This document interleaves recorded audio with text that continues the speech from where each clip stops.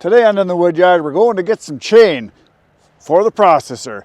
So I got a call from Modern Rentals down in Ripon. It's, I don't know, 30 miles from here. And my chainsaw that I had some repairs done is ready to go. They said it's all healed. And I thought, well, as soon as I'm going there, we need some new chains for the processor because the chains we've had, they're pretty much all wore out. We keep sharpening them, but they're not cutting as good as they should. And the teeth are getting like half gone. And once they're half gone, they need to be replaced. So I grabbed the two bars that we have left over. One of them's got a blown out tip. The other one's good. I'm just looking at the numbers here because I'm not sure on the gauge on it. I think it's a 63. I'm not sure. And I grabbed the chain just to make sure we get the right size. And I did call down to Modern and I talked to Scott. And he said that yes, they've got some chain there. They got 404. He wasn't sure on the gauge that I'm going to need, so I'm going to take it down and find out. And he said they got a whole box of Steel brand, not that it matters, chain there. I'm sure Bert will be upset. But we're going to go down and see if he can make me a couple loops. So we've got some spares, or some new ones, I should say. So we're going on a road trip. We're going on to Modern right now.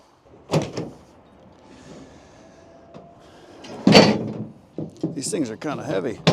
I've arrived at the Mecca. We are here, Modern Rentals. I am at Modern Rental. I'm in with Scott, the pro's pro. And we're going to talk a little bit about why you want to go to a pro shop. Number one, because you're going to get help and you're going to get the right stuff. So the reason I'm bringing this up is this is not an everyday bar and chain that you can just go anywhere and get. And when I first started buying chains and stuff, replacement stuff, a long time ago when I was selling wood, I went to a hardware store and I took my chain and saying, here's what I need. And said, oh no, you need to bring the bar in and the chainsaw. And I'm like, really? I said, I kind of know what I need here. And they're like, oh no, we need to see it all. Because they weren't able to do what you can do. Sure. So we just have a simple gauge that we use. This one's from Oregon. Mm-hmm.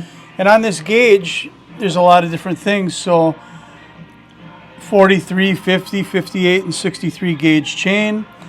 That's where you measure the chain. Mm-hmm. These outer corners are the same numbers, and that's where you measure the groove in the bar. And on then your rail, right?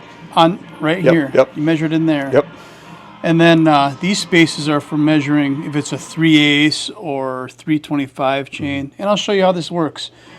So Chris brought us a 404 chain, and we're just going to confirm that. So we find the 404 gauge, and we lay it across. And you see how a rivet lines up there and there? Mm-hmm. That tells us it's 404. So that's your distance between your links, right? Yep. Mm-hmm. So if I did with 3/8, you'll see that it doesn't line up right. Mm-hmm. It's not a 3/8 chain. If I take this chain over here and I find where am I? Well, it's only a 3/8 on there. It doesn't line up. Mm-hmm. But here's the 325 gauge. We'll lay that on there. And I got a rivet in each slot. So I know that's 325. So we were going to make a chain, and I didn't know what gauge this chain was until he brought it in. I thought maybe it'd be 63, but I didn't know it was going to be a harvester thing. So if we take the 63 gauge right here, it does not fit in there. It's bigger than 63. Which obviously it's for the processor. It's not a standard chainsaw type chain. I didn't realize what we were working with when we talked on the phone. Right, and I didn't know if they had it or not. I just said, hey, if you've got it, I'd rather buy it from you guys than someone else. So I thought, bring it in. And so I grabbed the bar just to be sure, and I grabbed the chain. Just want to make sure I get the right length and everything. So, but that's okay. At least now I know. And because I've used these chains a lot, you can see they've been sharpened down. They're probably halfway gone already. Yeah. And we need to get a couple new chains. So we're going to get them made, but I got to find them somewhere else because it's not something you guys would stock. No, it's not. And it's probably the first time you've ever had anybody look for it. People don't walk in the door here for harvester chain. I suppose not. So anyway, there you go. Now you know how to do it. And so go to your pro shop if you're not sure. And the best thing you can recommend is they bring the chain, the bar, the saw.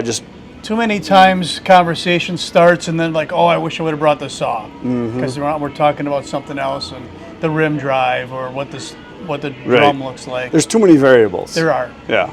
And it can be different from an old saw to a new saw, same model and everything. It can change. Yep. Bar length obviously going to affect it. And there's different in a standard chainsaw gauge on your drivers.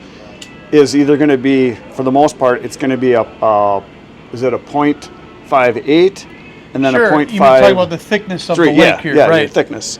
So we sell 50 gauge saws here. 5-0, Most of the right. stuff on the shelf.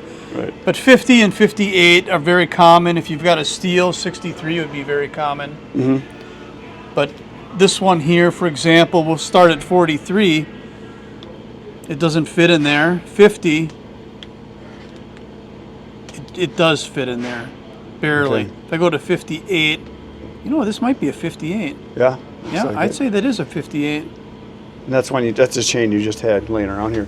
Yep. Now, another thing I found out, and I didn't know this, I was talking to the Husqvarna guy and my brother, northern Wisconsin in Canada, it's 5.8. Farther north you go, there's more 5.8. You go farther south, it's more 5.0. That may very well be. We do it for a simple reason that most people walk in the door and say, I need an 18-inch chain for my Husky. Right. Well, we can narrow it down. Did you buy it here? Mm-hmm. Unless they special requested it for a 58 or something, it's going to be a 50 gauge. Right. So that kind of helps us get the right chain in our customers' hands. And 50 is more common for It's very what you common. see. Yeah. Yeah. Do you see a lot of 58 or not too much? No, I'd say if we have 20 or 30 different bar sizes in 50 gauge, we maybe only have 10 in 58 gauge. Right, right. Yep. And that another thing that I found out, and I didn't know this after talking to some of the area reps for Husqvarna and my brother and some people from Canada, a lot of people cannot get the G series saws Oh, is that right? south of here because they just don't market them because nobody why- needs why the would you heated need it, handles. right? It's Yeah. pretty much a Canada and northern Yeah, that Wisconsin, makes northern sense. Minnesota, which makes sense because there's a lot of guys that have got a hold of me and said, hey, I can't, nobody has them. I can't get them. They don't that right? carry them. Yeah, yeah. I guess that's something I never really saw because we can get them, so Yeah. I didn't know there was anything Yeah, different than that. Yeah, I didn't either. So Oh, there interesting. you go. Well, it makes sense. I mean, from a marketing standpoint, what they would stock. So well, there you go. There's your lesson for the day. Now I got to go pick up my saw. That's somewhere out front, or you got it back I here? got it back here. Well, let's look at that. All right, You well, can tell me what happened. Where is it? This looks like it here, I bet. Yep, I can recognize the. There it is. Yep, so that's the G. So it's, you were complaining that it was bogging. I wasn't complaining. You- It was a statement. It was bogging. Well, we just call it a customer complaint. The only thing I found wrong with it after looking in the cylinder, pressure testing it, looking in the carburetor, checking the firmware, it had a dirty fuel filter. It was the interior of the fuel filter, you It said. was weird. I haven't seen it, but I'm going to start looking a lot closer now. But the outside of the filter looked good. When I broke it open, there was an inner cone to that filter, and it was full of some kind of scum. Mystery scum. I've seen a lot of mystery scum. My guess is because this saw hasn't been used in a long time and it's stored in a barn where all the cats live, I'm going to say it was cat piss. Okay. I don't know how they're getting in your fuel tank, but I don't know. that's what you say. I don't know. All right. So on that repair, Scott did record a video and he's going to have it on his channel, but he's going to show me quick here kind of what it was. So this is him working on it. He basically cut it open, right? Yep. Well, that's the end of the video. Oh, that's the end. Yeah, that's okay. No, now I'm totally lost. It's okay. We'll go back to the beginning. We can start over. But yeah, he's got to go back with it. So here's the video when Scott took it apart. So we actually physically cut apart. You just use a That was a razor blade. razor blade. I'd like to point out that it does say complaint on there. I imagine that's just a standard word that you guys use. So It so on the outside it looked fine. It does. It looks really good. And so you figured it had to be something possibly on the inside because you're a smart guy. I mean, the bottom of it was stained a little darker than the sides, for sure. But I did not expect to find it looking like we're going to see here in a second. How dark that inner cone is. Yeah, it is dark. And you said it was kind of a slimy. It was slimy. I mean, sticky- it dried out fast after I opened it up, but it was slimy. Yeah, it does kind of have like a coating, doesn't it? Yeah. And that coating would restrict the flow of fuel, for sure. Sure, absolutely. Well, I figured it had to be a fuel problem the way it was going up and down. Yeah. You could tell it was like not getting the fuel. because it seemed that it was firing fine. It was just bogging down and going back up. And I tried a tuning cut. You run it wide open for a minute, and I did it on a piece of hickory for like more than a minute, like 2 minutes, and I could not get it to stop. So I knew it was an issue. So you got it healed, and it's running now, right? Yeah, I went on test cut with it, ran good. I opened up the carb, and none of that scum made it into the carburetor. Okay. So I guess that's good that the filter's doing its job. It's easy enough, to replace the filters. And I think the owner's manual might say once a month or 100 hours. Supposed to look at that? Yeah, so maybe we can send some filters with you today. No, I'll just bring it to you. I am not a mechanic. This is the mechanic right here. If I can change a spark plug, I can change a chain, sharpen it. I can dress a rail if I have to. If it's something that I need to take parts apart, I don't want to. I don't want to do Fair that. enough. I'll clean an air filter. I can take that out, pound it out, and clean it out. But beyond that, it's your job. Sounds like good. I tell people, I don't do my own dentistry, but I do brush my teeth occasionally. Beyond that, it's the dentist's job.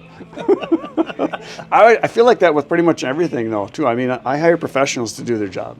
Well, It's just, I can't know everything, and I don't have time to do everything. no, I get it. So I get it. So The check same way. out Scott's channel. It's called the Greasy The Shop greasy Rig. shop rag. That's Here's right. his little sign over here. I'll show you. There it is. The Greasy Shop Rig, the rat. Very cool. There you go, everybody. Check out his channel. He's going to have the repair on there. He's got lots of other stuff. So that's it for today, folks. See you tomorrow morning, 5:30 a.m. Good night, everyone.